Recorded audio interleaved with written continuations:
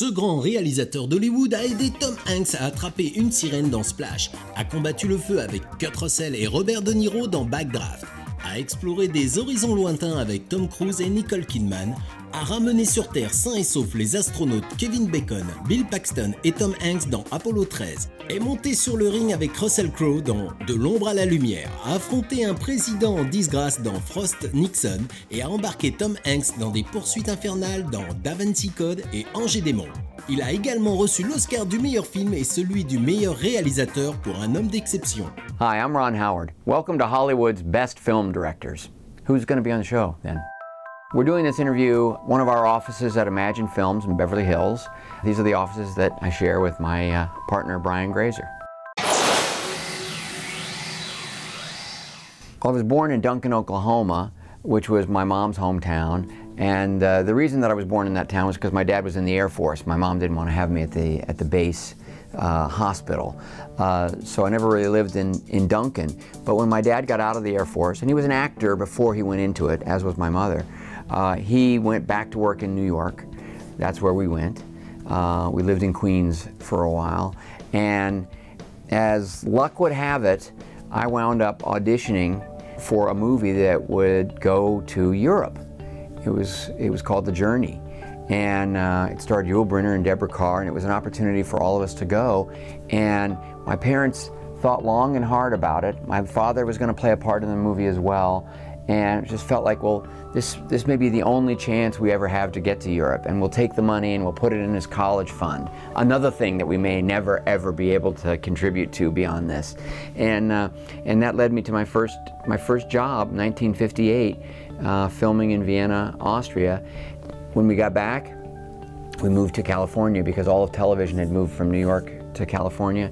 Soon I was doing TV shows and eventually the Andy Griffith Show, and I loved it, and it's been my professional life ever since. Because the POV thing could be one place. Right. You could be gathering people around, so as they come around here, they could, he could... Around the Andy Griffith Show, it was a kind of a foregone conclusion in the grown-ups' minds that I was going to wind up being a director, and I don't really know why, other than that I was having this early exposure to it. For my 10th birthday, Andy Griffith and the producer Aaron Rubin gave me an 8mm camera. I started to play with it a little bit. My dad really encouraged me. We went out and made some little movies and things, but I didn't really lose myself in it. And then I discovered movies, and it was probably Bonnie and Clyde that was so modern and so visceral and impactful, and The Graduate. The Graduate really spoke to me on some sort of generational level, even though I was 10 years younger than the Dustin Hoffman character in the movie. But even though I'd been around movies and television all my life, and even thought about directing, and watched my dad directing plays, and was very aware of the directors who were doing the show, many of them of whom had actually been actors to begin with. But suddenly, I began going on these journeys, sitting in the theater, and I realized that the directors were working with this medium in ways that would take me on that journey. And it really opened my eyes, and it was so different, of course, from the kind of factory, almost manufacturing process of traditional Hollywood television at that time. And even the movies were pretty formulaic. But there was this new sort of expressive quality to what filmmakers like Mike Nichols and Arthur Penn, Zeffirelli were doing that really reached me. And I began to realize that those were filmmakers, and they were making something uniquely capable of transporting people, and I lost myself in movies, and that's when I really began to seriously think about directing, and that was probably around 12, 13. Movie going public.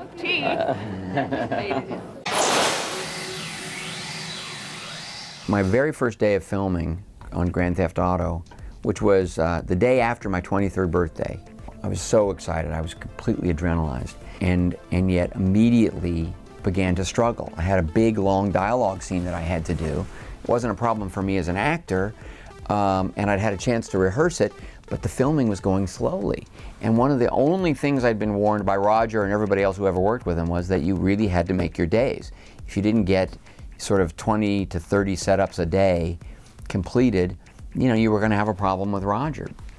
And here he was kind of sitting on the couch the first day. He didn't say anything, but I felt like I was in quicksand and, you know, going under. And at lunchtime, I thought, this is it. I'm gonna get canned at lunch on the first day of my very first opportunity, and that's gonna be it. And I was really depressed. And the DP, great guy named Gary Graver, came in and sat down with me, helped me reorganize my afternoon, and we sailed through that afternoon and really picked up momentum. And Roger was beaming at the end of the day, and he never came to visit the set again. And you know, and really, from then on, I honestly just felt like I was kind of born to do this work. Jenna, after the kiss and you're done, you can throw a little just a little more of a glance to this camera, into the lens. Here we go, please. Grand Theft Auto was well reviewed. You know, I think expectations from the critics were low, but we got good reviews and an excellent box office. The movie cost $602,000 to make. It grossed over $6 million, and it also wound up being one of the first movies that Roger ever sold to network television because Happy Days was so popular at that time. And I think it wound up being a extremely profitable, probably one of the more profitable movies I've ever made. Got it. We got it. Got it. Thank you. Great. Very good. Check. Action.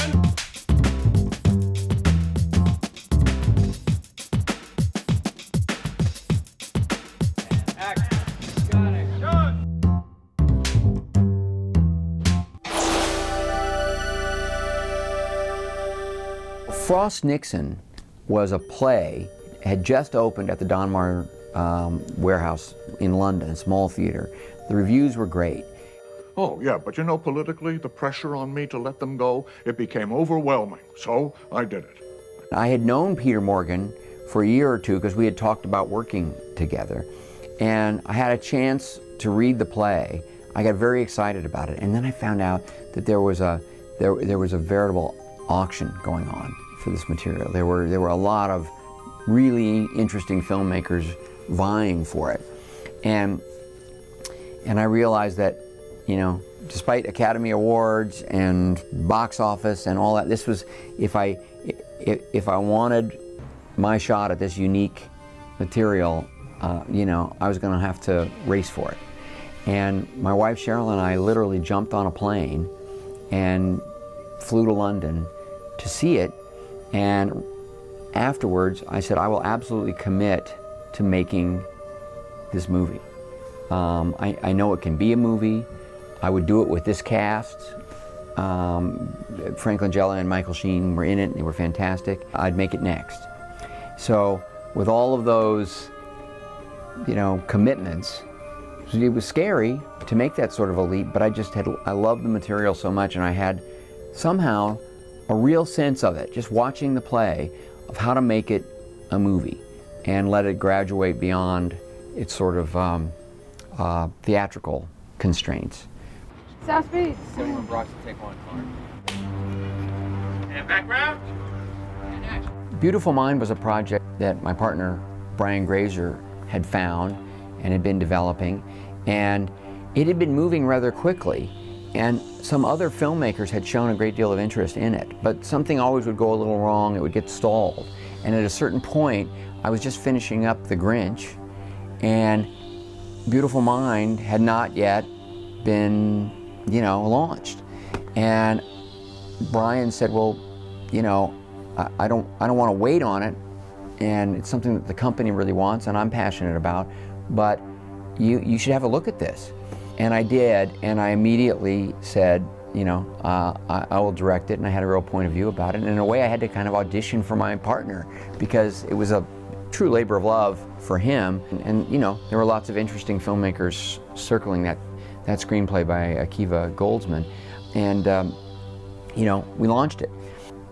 Commerciality is something that I don't necessarily think I have a great nose for. And I've made commercial movies, but it's all luck, it's instinct or something. I am not a manufacturer. I don't really know. I didn't think Apollo 13 would be commercial. I didn't think Beautiful Mind would be commercial. I didn't think Cocoon would be commercial. And these movies all wound up in the top 10 or 15 in the box office for their year. Sometimes I've had other movies that I thought would be commercial that, you know, didn't do so well. So I don't think I'm a great prognosticator. Brian has a pretty good nose for it, but I just fall in love with a story and a set of characters, sort of see if I think I have something really to offer that story, some point of view that could breathe some life into it. Cut. That's cut. Okay. Cut. Yeah. Backdraft was a real challenge, but one of the things that drew us all to the project was the way Greg Wyden, the writer, described fire. He really made it a character. Action!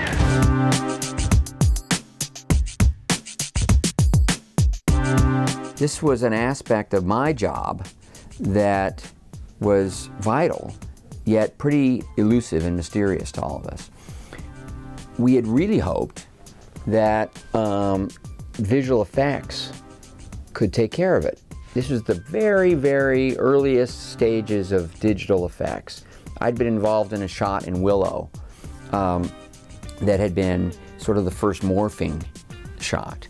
And I understood the possibilities of digital effects, yet fire was something that no one had really mastered yet. And they made some tests, and suddenly we realized that digital fire was simply not going to look realistic.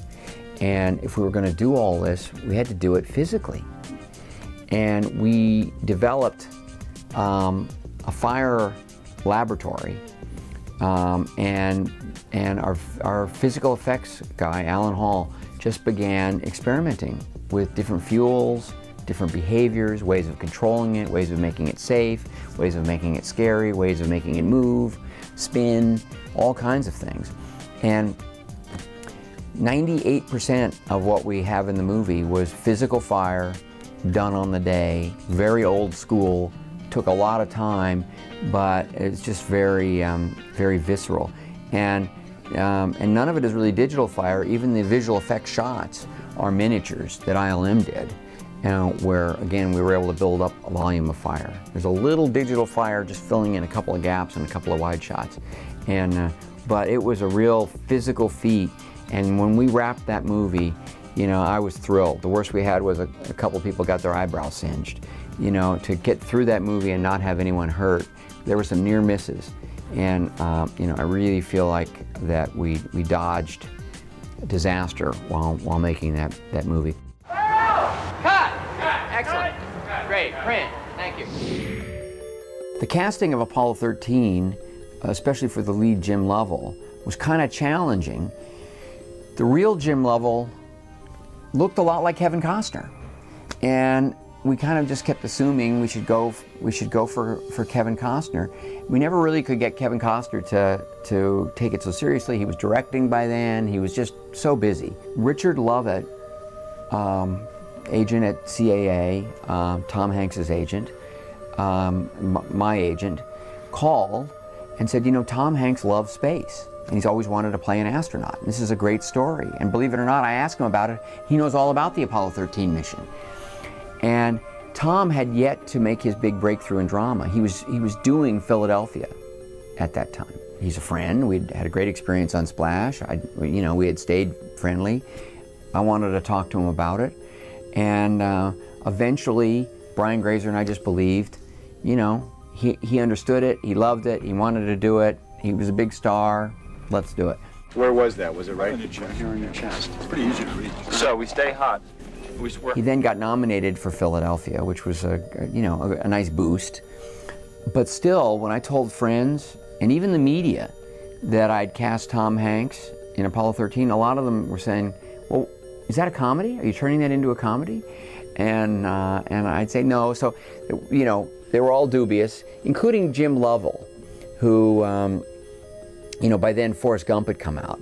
And they said, really? He said, you want Forrest Gump to play me? All it took was one meeting with Tom, and he understood completely why we cast him and loved the choice, because Tom was so dedicated about getting at the truth of that mission with total integrity. And by the time the movie came out, people also understood, you know, what a great dramatic actor Tom was as well, and it wasn't even an issue. By then he'd won 2 Oscars.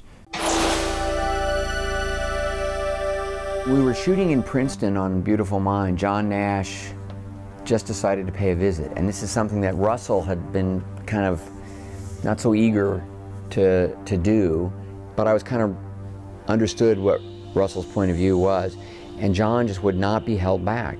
And Russell wound up being incredibly gracious with him, and John Nash turned out to be, you know, loose, relaxed about it all.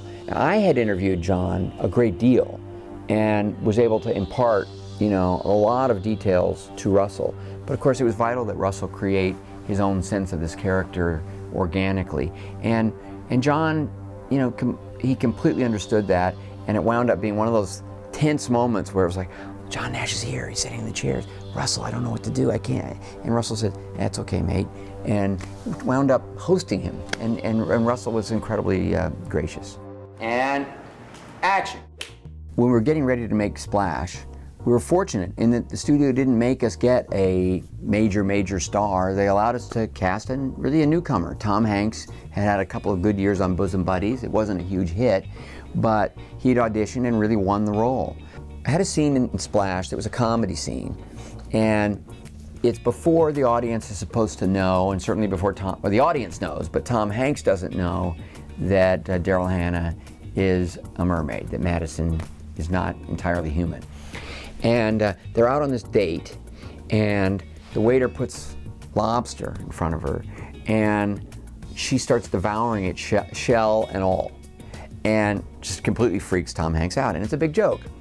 Well, Daryl was so worried about it because she was a strict vegetarian. The idea of eating lobster meat was she just couldn't do it. It was religious to her, you know? So I respected that. We tried to make a fake lobster shell, and it was too hard. You couldn't bite on it and break it. And on the day, it was a real crisis. And we put the lobster down, and she said, okay, I'll try it. And she picked it up, and she burst into tears because just the idea of eating this meat was just devastating to her. So I started shooting reaction shots of someone else. We took the lobster shell, we cleaned out the meat, we showed her that we had done that, and we wound up putting hearts of palm and baked potato and stuffing it in there so that it would have a little texture, and she did it. She picked it up, she bit. I showed her that you could bite right into the real shell, you know, and it was okay. I tested it first in the kitchen. I showed her, and she did it, and she only had to do a couple of takes, but you know, no more tears, nothing but comedy. With Cinderella Man, I really wanted to take the time and put the camera into the position so that we could offer the audience 2 things. One was a sense of what Braddock, the Russell Crowe character, was really going through. And I also wanted to try to let the audience understand the ebb and flow of a boxing match and the little things that could be the turning points. To do this, it was grueling. It was a lot of takes, it was a lot of angles. Russell Crowe had destroyed his shoulder, dislocated it, tore it up. And this was all in when he was training in Australia. And he got a surgery, and they got him back together with the physiotherapy, but it meant that his shoulder could go at any moment. So from that point on, every time we shot boxing, there was a real element of risk. And it, you know, I thought it was pretty courageous on Russell's part. It was nerve-wracking as hell for me, and of course it made me really think twice about asking for a second take ever, but there were times when I did. Sometimes it would be a 3rd or 4th take because, you know, I had something I was trying to do, Russell supported it, and I think it's what helps really draw the audience into that journey. Great, let's move on. as a director, I so wanted to work with Jim Carrey creating a kind of a cartoon character like that for a live-action movie. And I just thought that the challenge of that was really irresistible. Jim had an amazing instinct about the character, and when we were in rehearsals, it was fascinating to watch him without any makeup on, and he was creating the Grinch. It was really stunning. But of course, when you put the makeup on, it went to a whole other dimension, and he learned how to work with the prosthetics. But it really destroyed him. I mean, emotionally, it turned out he was claustrophobic. And by the time he put on the suit and then the contact lenses, you know, he was having a physical and physiological and emotional reaction to this experience. And yet, he would not back away from it. He wouldn't let us refine it. He wanted to wear the contacts. He wanted to create this character as fully as he possibly could. So again, I thought it was incredibly courageous, but there were times when, I swear to you, Jim was literally in the Grinch costume, laying on the floor, trying to calm himself down, even hyperventilating, having to breathe into a brown paper bag in order to get through the shooting day. And so it was that arduous. And yet, when the cameras would roll... Ready and action! This coat and this hat are just like St. Nick. What he could create physically was so smart, so inventive. You know, it was absolute virtuoso physical comedy, you know, performance. It was really jaw-dropping. Action!